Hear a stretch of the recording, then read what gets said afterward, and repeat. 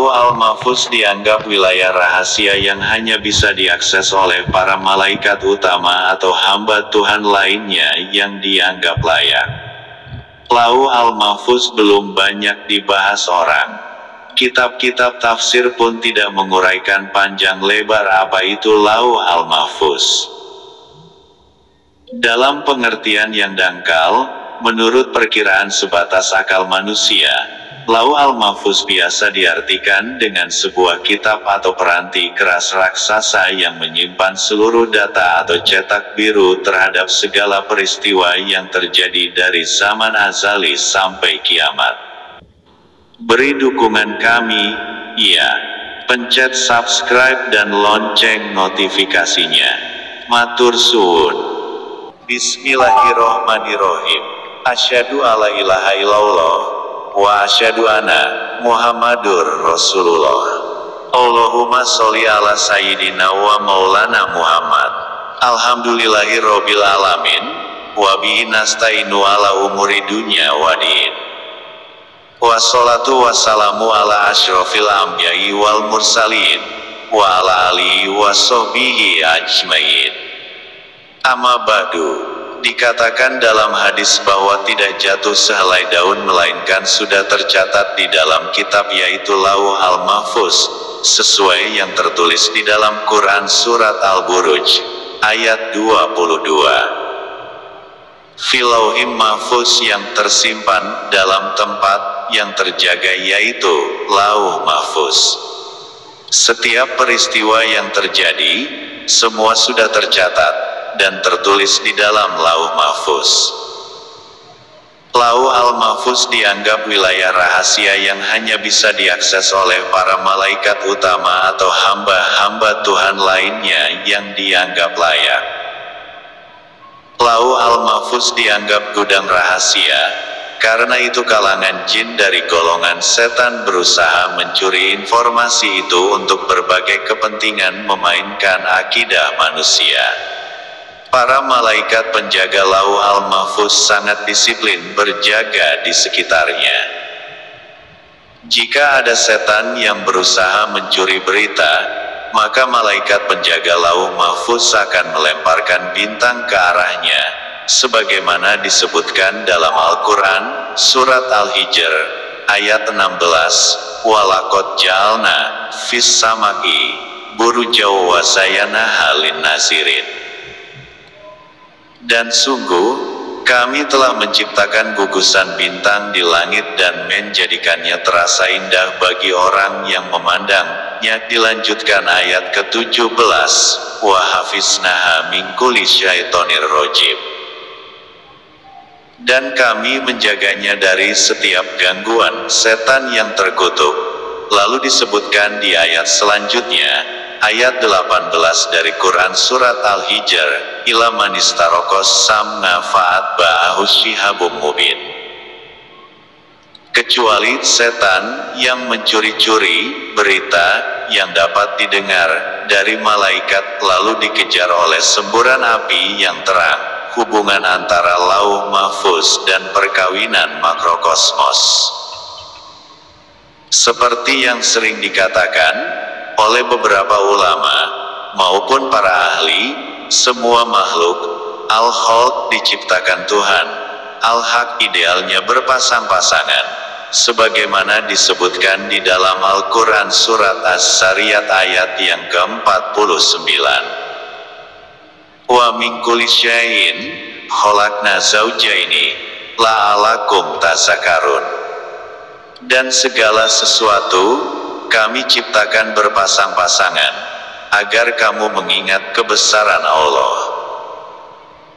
Sebagai gambaran, pasangan makrokosmos, langit atau as-sama, dan bumi yaitu al-ad, kemudian malam al-lail, dan siang an-nahar, lalu pasangan surga al-jannah, dan neraka an-nar. Pasangan makhluk manusia pertama yang diciptakan Allah yaitu Adam dan Hawa.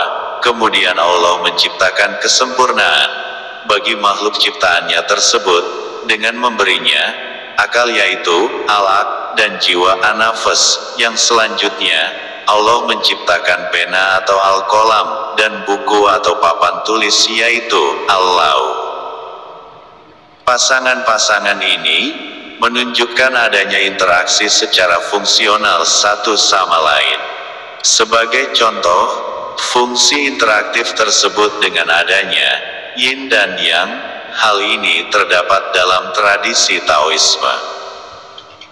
Pasangan-pasangan tersebut satu yang bersifat aktif yaitu yang, dan yang lainnya bersifat reseptif yaitu yin. Tafsir Ibnu Katsir menjelaskan dua ayat tersebut, bahwa Al-Quran itu di kalangan para malaikat, terpelihara dari segala bentuk pengurangan, penambahan, perubahan, dan penyimpangan. Allah Subhanahu wa Ta'ala menjelaskan Lauhul Mahfuz dalam surat Al-Buruj ayat 21-22, bal huwa Qur'anum Majid. Bahkan yang didustakan itu ialah Al-Quran yang mulia, fil Lauhil Mahfuz, yang tersimpan dalam tempat yang terjaga, Lauh Mahfuz. Tiada sesuatu pun yang telah ditetapkan Allah, baik berupa Al-Quran dan yang sebelumnya dan yang sesudahnya, melainkan berada di Lauhul Mahfuz, yaitu lembaran yang terpelihara. Dan Lauhul Mahfuz ini berada di antara kedua mata malaikat Israfil, tidak diizinkan baginya melihat kepadanya. Sesungguhnya Al-Quran yang mulia ini berada di sisi Allah di Lauhul Mahfuz. Allah menurunkan sebagian darinya menurut apa yang dikehendakinya, kepada siapa yang dikehendakinya, dari kalangan makhluknya. Dan riwayat lain menjelaskan, sesungguhnya di tengah lauh terdapat tulisan, tidak ada Tuhan yang berhak disembah selain Allah semata, agamanya ialah Islam, dan Muhammad adalah hamba dan rasulnya. Maka barang siapa yang beriman kepada Allah dan membenarkan janjinya serta mengikuti Rasul-Rasulnya, maka Allah akan memasukkannya ke dalam surga.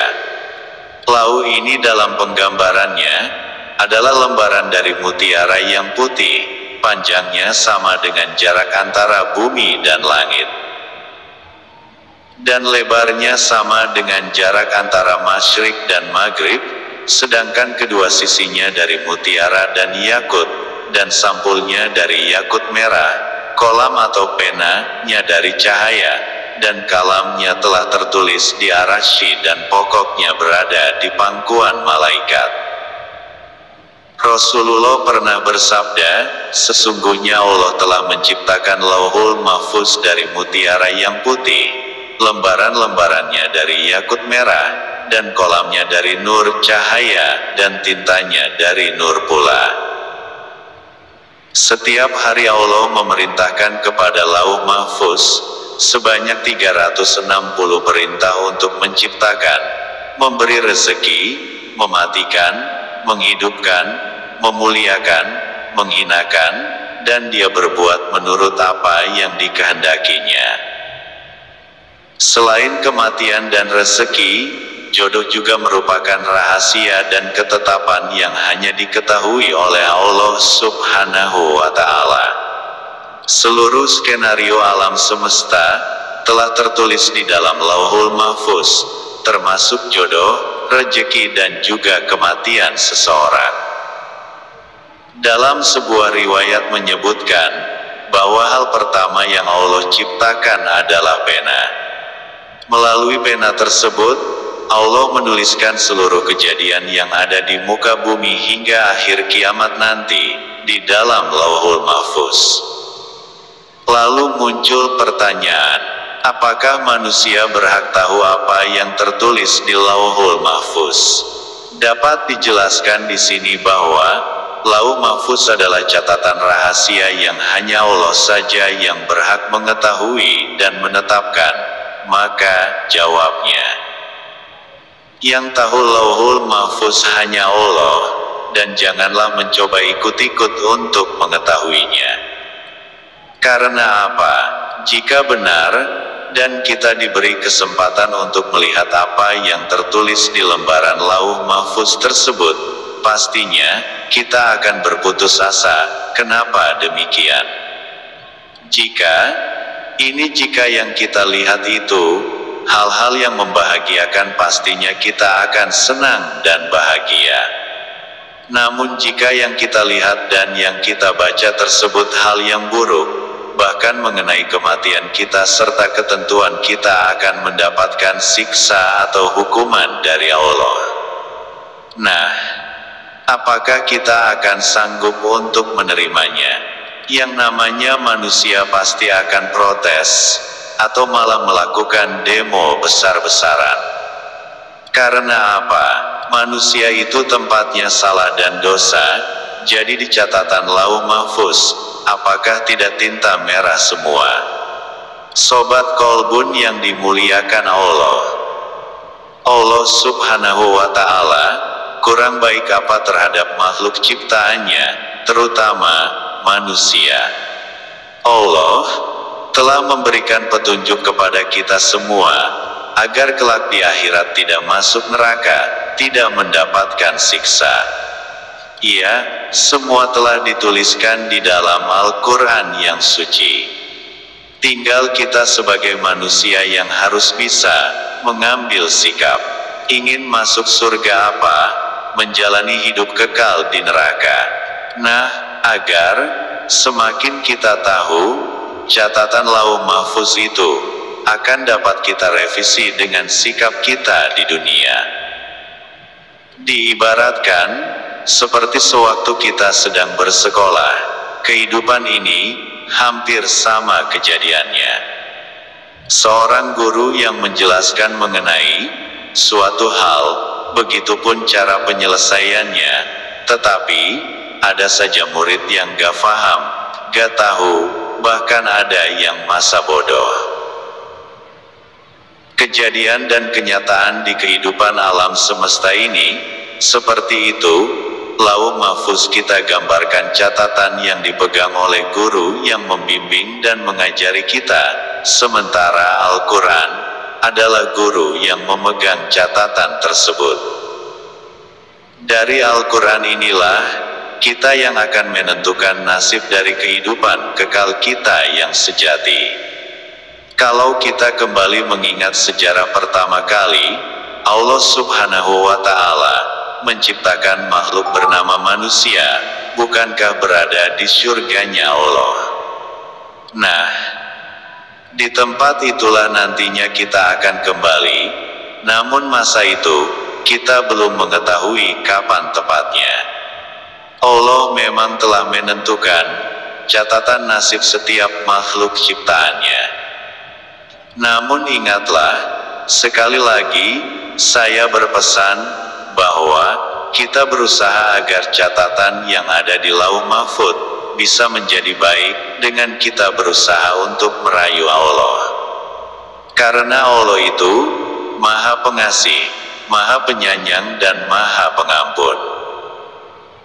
Dari pengertian itulah, saya berkeyakinan bahwa jika kita masih bisa merubah catatan buruk yang ada di Lauh Mahfuz, kalaupun atau andai saja memang catatan di Lauh Mahfuz itu tidak bisa diubah, ya setidaknya sedikit kita mengurangi dosa-dosa kecil yang telah terlanjur kita perbuat.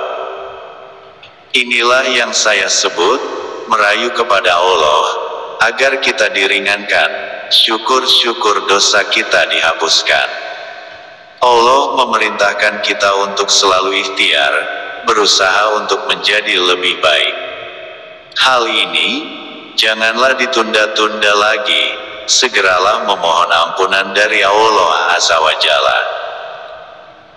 Ketahuilah Sobat Kolbun, jangankan menit ke depan, 200 tahun yang akan datang, tentang kisah perjalanan anak cucu kita kelak, itu sudah diketahui dan ditentukan Allah, karena semuanya sudah tertulis di Lauhul Mahfuz. Tentang rahasia yang tertulis di Lauh Mahfuz itu urusan Allah, bukan urusan kita. sebagai makhluk yang diciptakannya. Saya berpesan serta menyarankan agar kita meyakini saja bahwa segala sesuatu yang akan terjadi ke depan, semua itu ada di dalam pengetahuan Allah Subhanahu wa Ta'ala. Sudahlah, dan segera tutup keinginan sobat untuk mengetahui rahasia dari Lauh Mahfuz tersebut. Tetaplah menjadi hamba Allah yang taat, patuh, tawakal dan berserah diri. Tentang apa yang terjadi di esok hari, pasrahkan semua kepada ketetapan Allah. Karena kita tidak tahu apa yang akan terjadi di esok hari, maka dari itu, ikutilah petunjuknya Zat yang Maha Tahu tentang esok hari. Petunjuk tersebut adalah untuk berbuat baik di hari ini, karena ketika seorang muslim berbuat baik hari ini, maka Allah akan berikan kebaikan di akhir zaman kelak. Sekali lagi pesan saya, jangan pernah lagi bertanya ataupun berusaha untuk mengetahui tentang apa yang tertulis di Lauhul Mahfuz. Kalau menurut saya, jika masih ada orang yang ingin mengetahui catatan di Lauh Mahfuz, maka segeralah memohon ampunan dan bertaubatlah. Karena hanya setan, jin dan iblislah yang selalu berusaha masuk dan ingin mengetahui tentang catatan di Lauh Mahfuz. Itu pun, setan, iblis, jin dan sebangsanya, mereka hanya mencuri dengar dari pembicaraan para malaikat yang ditugaskan Allah untuk menjaga Lauh Mahfuz dan kerahasiaannya. Kelemahan kita itu sebagai manusia adalah tingkat kepercayaan kita kepada Allah, dan selalu saja, sifat manusia, rasa keingintahuannya selalu meletup-letup. Sebagai contoh saja, adanya seorang peramal, yang dipercaya bisa mengetahui tentang nasib seseorang, atau masa depan seseorang.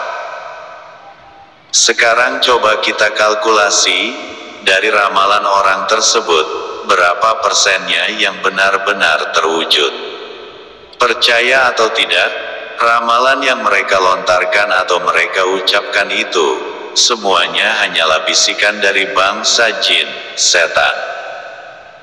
Kebanyakan para peramal, mereka bekerja sama dengan kehidupan alam gaib. Mereka mengabdi kepada mereka. Sudah dari awal saya jelaskan, bahwa semua kabar yang diterima oleh setan, jin itu, karena mereka mencuri dengar dari pembicaraan para malaikat penjaga Lauh Mahfuz. Bangsa setan dan jin begitu percaya dengan para malaikat Allah ini, karena para malaikat Allah ini tidak mungkin berbohong. Ada satu lagi contoh, nih. Misal, seseorang penumpang angkot percaya kepada supir angkot dan tanpa harus bertanya kepada supir tersebut. Bagaimana kejadian selanjutnya? Apakah kita mau, sebagai penumpang yang ingin berbelanja di pasar, tetapi dibawa oleh sopir angkot tersebut ke rumah sakit? Sekarang sobat bisa mencerna sendiri dari dua contoh tersebut. Kedua contoh ini adalah penggambaran dari seorang peramal yang bekerja sama dengan bangsa jin dan setan. Kita hanya menjalani dengan akal yang Allah berikan kepada kita sesuai dengan petunjuk syariat yang Allah turunkan untuk kita melalui Nabi Muhammad SAW. Seluruh lika-liku kehidupan manusia sejak pertama kali dilahirkan ke dunia sudah tercatat di Lauhul Mahfuz. Lauhul Mahfuz sendiri merupakan catatan ketetapan Allah Subhanahu wa Ta'ala, yang bisa saja dihapus atau ditentukan sesuai kehendak Allah. Jika kita mencermati kalimat tadi, coba Anda putar ulang kalimat tadi, kemudian cermati dan resapi. Berarti catatan di Lauh Mahfuz itu kemungkinan besar akan bisa kita rubah, oke. Tapi ada catatannya, semua tergantung kehendak dan maha kuasanya Allah Azza wa Jalla. Lalu kenapa saya bisa mengasumsikan demikian?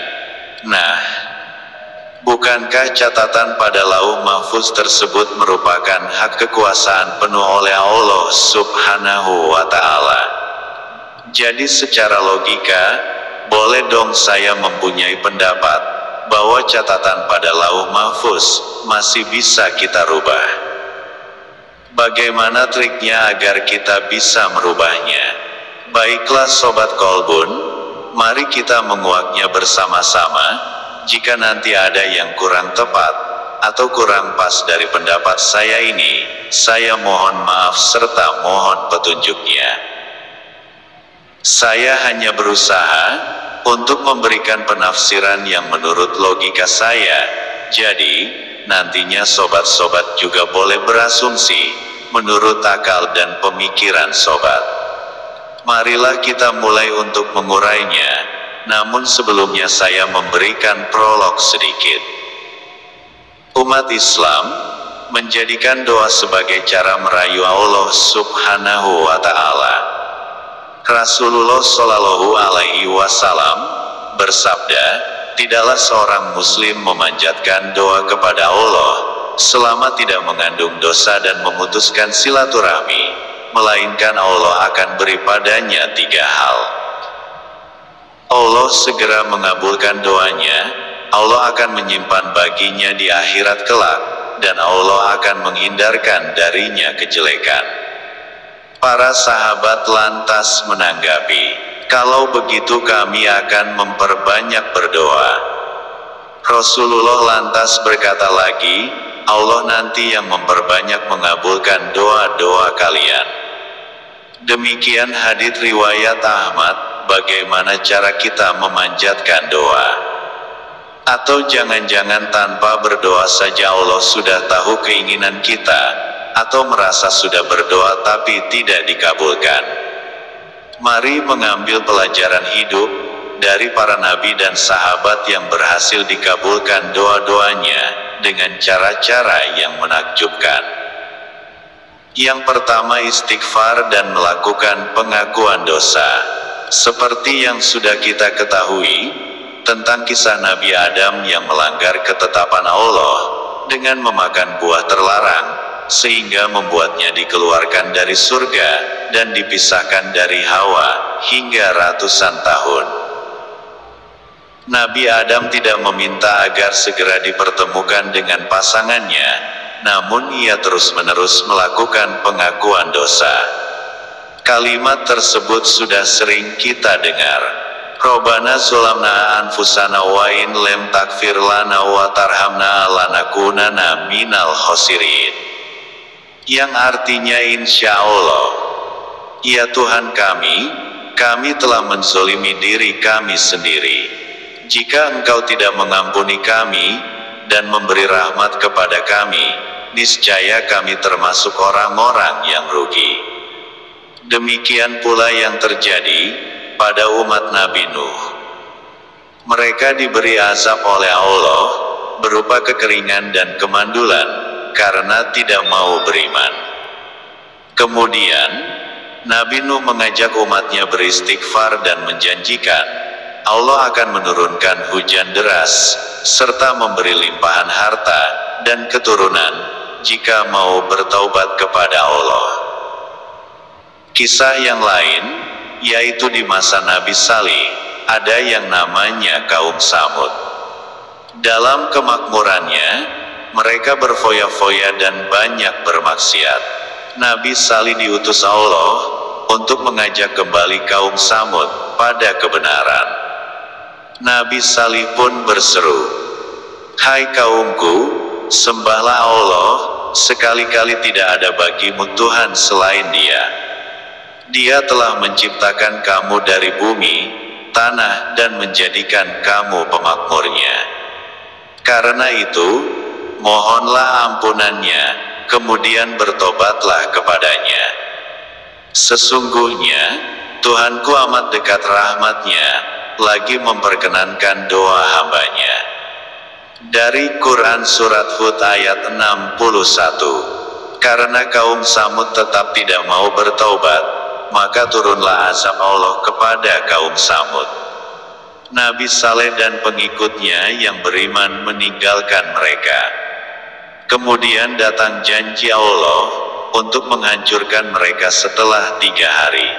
Ketika 3 hari, siksaan atas orang-orang kafir. Seperti apa yang dijanjikan, yaitu hari pertama mereka terbangun dari tidur dengan wajah kuning.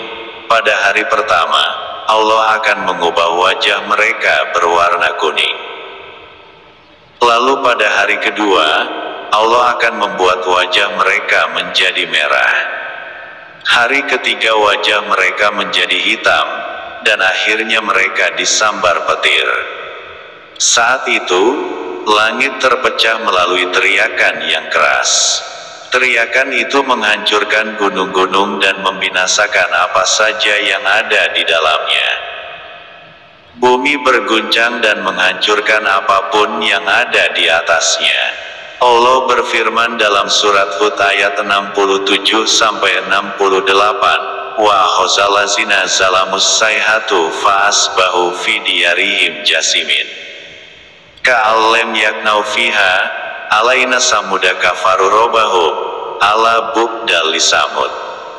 Artinya, kemudian suara yang mengguntur menimpa orang-orang zalim itu, sehingga mereka mati bergelimpangan di rumahnya. Seolah-olah mereka belum pernah tinggal di tempat itu. Ingatlah, kaum Samud mengingkari Tuhan mereka. Ingatlah, binasalah kaum Samud. Kisah Nabi Yunus pun setali 3 uang. Saat berada dalam perut ikan dan diliputi kegelapan, Nabi bernama lengkap Yunus bin Matta itu memohon ampun kepada Allah dan melakukan pengakuan dosa sebagaimana yang dilakukan Nabi Adam.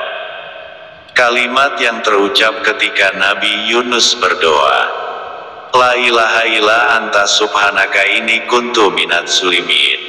Tidak ada Tuhan selain Engkau, Maha Suci Engkau. Sungguh, aku termasuk orang-orang yang zolim. Nah, itulah beberapa contoh bila kita berdoa, bertaubat, dan memohon pengampunan. Cara merayu Allah yang kedua yaitu dengan mengingat Allah. Di samping beristighfar, Nabi Yunus juga mempunyai kebiasaan amalan yang istiqomah, yaitu berzikir dan selalu mengingat Allah. Hal itu dapat menyelamatkannya dari perut ikan yang menelannya. Mengingat Allah saat lapang juga dapat menjadikan kita diingat oleh Allah di kala sempit. Rasulullah bersabda, kenalilah, ingatlah Allah di waktu senang. Pasti Allah akan mengingatmu di waktu sempit. Hadits riwayat Tirmidzi, merendahkan diri, tidak sombong, ini juga perbuatan atau cara kita agar mendapatkan perhatian dari Allah. Kita ambil contohnya dari kisah Nabi Zakaria. Cerita ini sangat populer di kalangan pasangan yang sedang memohon untuk diberi keturunan. Cara Nabi Zakaria berdoa kepada Allah dalam sholatnya. Doanya pun langsung dikabulkan dalam keadaan ia masih berdiri dalam sholat. Ia berdoa dengan suara yang lembut dan jauh dari perasaan ria dalam dirinya. Ia pun merendahkan diri dan mengaku tidak pernah kecewa pada Allah saat berdoa. Ya Tuhanku, sesungguhnya tulangku telah lemah dan kepalaku telah ditumbuhi uban, dan aku belum pernah kecewa dalam berdoa kepada Engkau, ya Tuhanku. Untuk merayu Allah selanjutnya, agar kita memperoleh hidayahnya, maka dengan bertawasul dengan amal kebaikan. Nabi Ibrahim dan istrinya, Sarah, kala itu tidak kunjung diberi keturunan oleh Allah. Namun, suatu malam ia kedatangan tamu. Meski tamu itu datang di malam hari, Nabi Ibrahim mempersilakannya dan menjamunya dengan hidangan anak sapi panggang. Namun, Nabi Ibrahim dan istri mulai ketakutan saat melihat tangan tamu itu tidak memegang jamuan di depannya. Mereka pun mengaku bahwa mereka adalah malaikat yang diutus Allah untuk memberikan kabar gembira akan datangnya keturunan yang alim untuknya. Allah mengabulkan doa mereka, meski Sarah sudah berusia lanjut dan dalam masa menopause, karena mereka memiliki amalan yang istiqomah, yaitu memuliakan tamu. Hai orang-orang yang beriman, bertakwalah kepada Allah, dan carilah jalan yang mendekatkan diri kepadanya, dan berjihadlah pada jalannya, supaya kamu mendapat keberuntungan. Dikisahkan dalam riwayat Bukhari dan Muslim, Rasulullah pernah menceritakan, ada 3 pemuda yang terkunci dalam goa saat berteduh. Salah satu di antara mereka meminta agar mereka mengingat amalan yang tulus karena Allah, kemudian berdoa dengan perantara amal tersebut. Pemuda pertama menyebutkan bahwa ia menggembala domba setiap hari dan memerah susunya. Susu tersebut selalu diberikan kepada orang tuanya sebelum diberikan kepada anak-anaknya. Suatu ketika orang tuanya sedang tidur. Ia tidak ingin membangunkannya, namun juga tidak ingin memberikan susu kepada anaknya sebelum diminum orang tuanya, meski anak-anaknya sudah sangat lapar. Ia dan anak-anaknya tetap dalam keadaan lapar hingga terbit fajar. Lantas pemuda tersebut berdoa, "Ya Allah, jika Engkau tahu bahwasanya aku melakukan perbuatan tersebut hanya untuk mengharap ridho-Mu, maka bukakanlah suatu celah untuk kami, hingga kami dapat melihat langit." Dan tak berselang lama, celah goa pun terbuka, meski belum bisa mengeluarkan mereka dari goa. Wahai hamba Allah, takutlah kepada Allah, dan janganlah kamu menggauliku kecuali setelah menjadi hakmu. Sobat Kolbun yang dimuliakan Allah, dari beberapa kisah yang saya paparkan ini, mari kita mencoba untuk menyimpulkan.